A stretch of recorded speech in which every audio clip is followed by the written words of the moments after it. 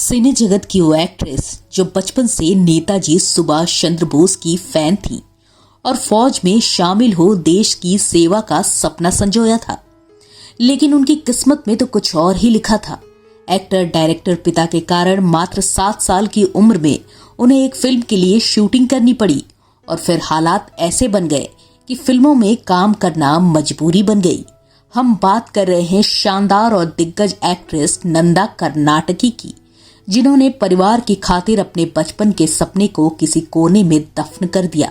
तो प्यार के मामले में किस्मत ने ऐसा धोखा दिया कि कुंवारी होकर भी किसी के विधवा के तौर पर पूरी जिंदगी गुजार दी। इन सभी बातों पर और नंदा से जुड़े कुछ और अनकहे किस्सों पर विस्तार से चर्चा करेंगे, लेकिन इससे पहले आपसे रिक्वेस्ट है कि चैनल को सब्सक्राइब कर ले और वीडियो अच्छा लगे तो लाइक और शेयर कर दें। नंदा का जन्म 8 जनवरी 1939 को महाराष्ट्र के कोल्हापुर में हुआ था। जन्म से ही नंदा का फिल्म इंडस्ट्री से नाता जुड़ गया था, क्योंकि उनके पिता विनायक दामोदर कर्नाटकी मराठी फिल्मों के सफल एक्टर और डायरेक्टर थे। 7 भाई बहनों में नंदा सबसे छोटी थी। उन्हें अभिनय का कोई शौक नहीं था। वो तो अपने आदर्श सुभाष चंद्र बोस की तरह देश की सेवा से जुड़ा काम करना चाहती थी, लेकिन नंदा के पिता चाहते थे कि वो अभिनेत्री बने और इसलिए उन्होंने अपनी ही एक फिल्म में 5 साल के लड़के के किरदार के लिए नंदा का चुनाव किया, जिसके लिए उन्हें अपने बाल कटवाने पड़े थे।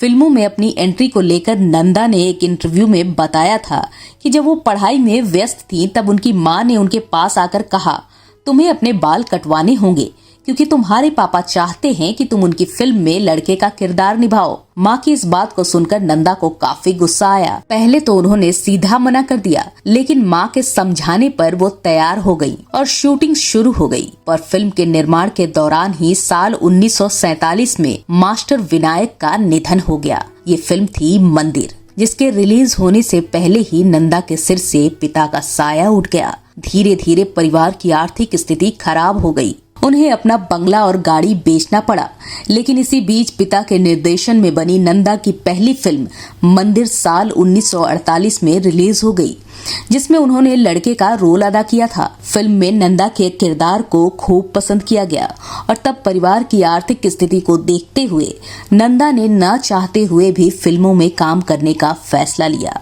और घर में सबसे छोटी होने के बावजूद उन्होंने अपने मासूम कंधों पर माँ और 6 भाई बहनों की जिम्मेदारी उठाई। पहली फिल्म के बाद नंदा को सब बेबी नंदा के नाम से जानने लगे। 1948 से 1956 तक नंदा ने बतौर चाइल्ड आर्टिस्ट अपने अभिनय का जादू बिखेरा और फिर 1956 में उनके अंकल वी शांताराम ने उन्हें फिल्म तूफान और दिया में ब्रेक दिया। इस फिल्म में उन्होंने बहन की भूमिका निभाई। फिल्म सुपर हिट रही और नंदा को पहचान भी मिली, लेकिन उनकी छवि छोटी बहन की बन गई और काफी समय तक उन्हें बहन के किरदार के तौर पर साइड रोल ही मिलते रहे।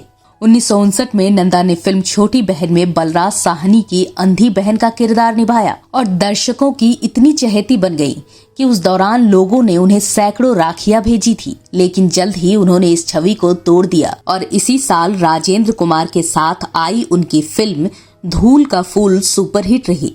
इस फिल्म ने नंदा को बुलंदियों पर पहुंचा दिया। इसके बाद काला बाजार, हम दोनों, 3 देवियां समेत कई फिल्मों में उन्होंने अपनी एक्टिंग का लोहा मनवाया और टॉप की एक्ट्रेस बन गई। लेकिन साल 1965 में आई फिल्म जब जब फूल खिले ने नंदा को न सिर्फ सुपरस्टार बनाया बल्कि लोगों के दिलों में बसा दिया। साथ ही शशि कपूर के डूबते करियर को बचा दिया, क्योंकि Shashi Kapoor solo lead actor के तौर पर लगातार 5 फिल्में फ्लॉप देने के बाद एक हिट के लिए तरस रहे थे और कोई भी टॉप एक्ट्रेस उनके साथ काम नहीं करना चाहती थी। लेकिन नंदा ने ऐसा नहीं किया। उन्होंने शशि कपूर के साथ कई फिल्में साइन की। दोनों की साल 1961 में आई 4 दीवारी और 1962 में मेहंदी लगी मेरे हाथ जैसी फिल्म आई, पर 1965 में रिलीज हुई जब जब फूल खिले ब्लॉकबस्टर साबित हुई। फिल्म के गाने लोगों के जुबां पर चढ़ गए और शशि कपूर स्टार बन गए, इसलिए वो नंदा की बहुत इज्जत करते थे। उन्होंने नंदा को अपनी फेवरेट हीरोइन अनाउंस कर दिया था। दोनों ने कुल 9 फिल्मों में साथ काम किया। अपने करियर में तो नंदा आगे बढ़ रही थी, पर लगातार काम और परिवार के जिम्मेदारियों में वो इतनी उलझ गई कि अपना घर बसाना ही भूल गई। हालांकि उनके चाहने वाले बहुत थे, लेकिन इनमें एक नाम खास था, डायरेक्टर मनमोहन देसाई का, जो नंदा से बेहद मोहब्बत करते थे। पर अपने शर्मीले स्वभाव की वजह से कभी कह न पाए। कहा जाता है कि नंदा भी उन्हें पसंद करती थी, पर वो भी ये जाहिर न कर पाई। ऐसे में वक्त बीता और 1969 में मनमोहन देसाई ने शादी कर ली। पत्नी का नाम था जीवन प्रभा, जिनके बारे में कहा जाता है कि वो नंदा की तरह ही दिखती थी और इसीलिए देसाई ने उनसे शादी की थी। दोनों का एक बेटा हुआ केतन देसाई।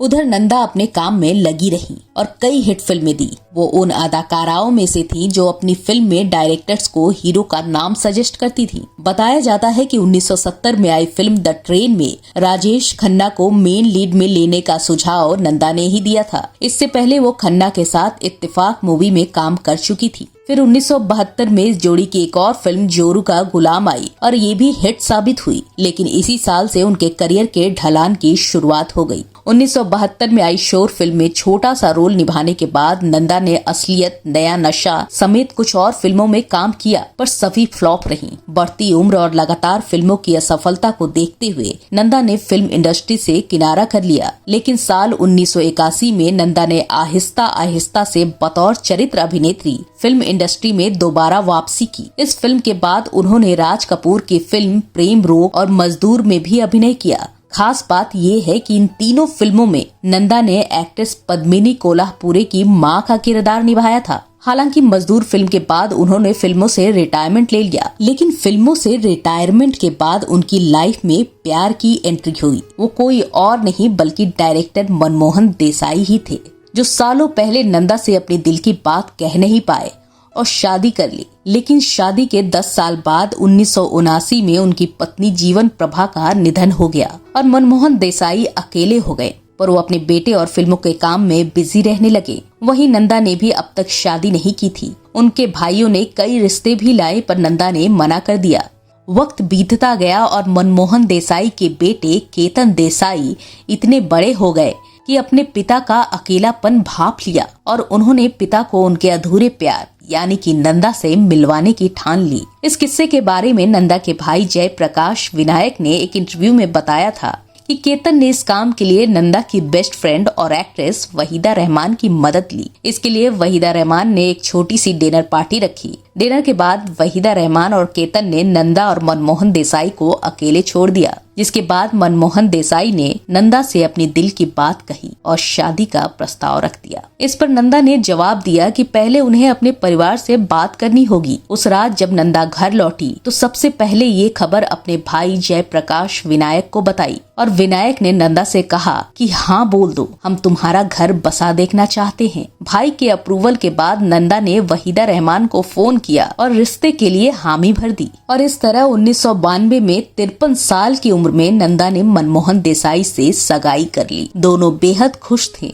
पर शायद किस्मत को इनका साथ मंजूर ही न था। शादी से पहले ही साल 1994 में अपने ही घर की बालकनी से गिरकर मनमोहन देसाई की मौत हो गई और नंदा फिर से अकेली हो गई। हालांकि मनमोहन देसाई की मौत को लेकर कई तरह की बातें सामने आई। उस वक्त ऐसी भी खबरें थीं कि उन्होंने सुसाइड कर लिया था। रिपोर्ट्स के मुताबिक उनकी कई फिल्में फ्लॉप हो रही थीं और वो पीठ के दर्द से जूझ रहे थे, जिसकी वजह से उन्होंने ऐसा कदम उठाया। नंदा के भाई का कहना था कि मनमोहन देसाई की मौत ने नंदा को पूरी तरह से तोड़ दिया। उस दिन के बाद नंदा ने कभी भी कलरफुल कपड़े नहीं पहने। नंदा का कहना था कि मैंने मनमोहन देसाई को अपना पति माना है और वो हमेशा मेरे पति ही रहेंगे। इसलिए परिवार के समझाने के बावजूद नंदा ने सफेद लिबास धारण कर लिया और आखिरी सांस तक देसाई की विधवा बनकर रही। यही नहीं, उन्होंने लोगों से मिलना जुलना और बाहर जाना भी बंद कर दिया। एक तरह से खुद को घर में कैद कर लिया।